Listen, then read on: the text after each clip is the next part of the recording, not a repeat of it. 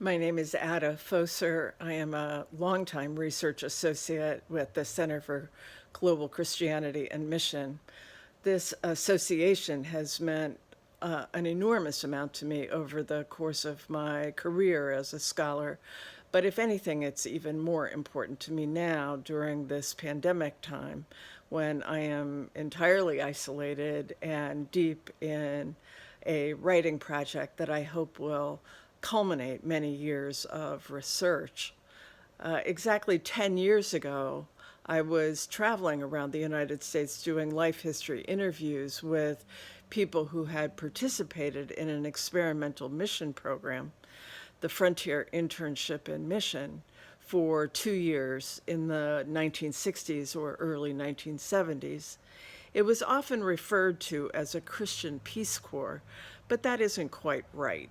Instead of working for the American government or the American churches, uh, uh, forwarding their goals, the FIs, as they were known, were working for indigenous, usually Christian leaders in one of 48 different countries around the world who had requested them.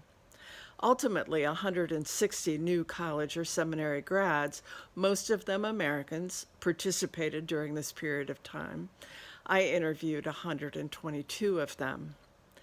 The incredible stories these people told me were included in my dissertation that preserved, to the extent possible, the particular details of each person's experience.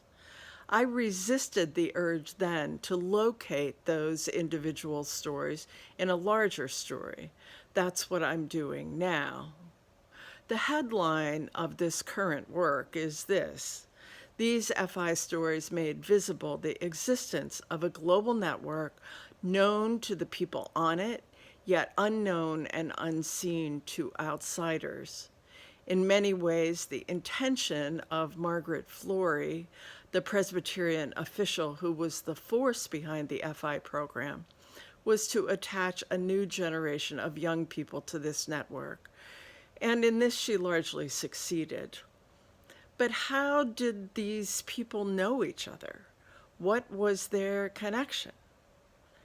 Briefly, it was the YMCA or YWCA or one of their many spin-offs, like the World Student Christian Federation or the Student Volunteer Movement, that recruited missionaries for the denominations.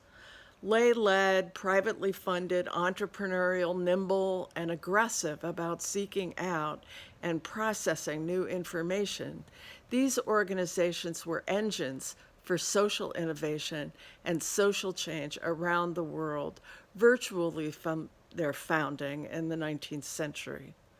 Relying heavily on the idea of federating differences rather than trying to flatten and homogenize them, they attached indigenous Christian young people in more than 70 countries, and these young people changed each other.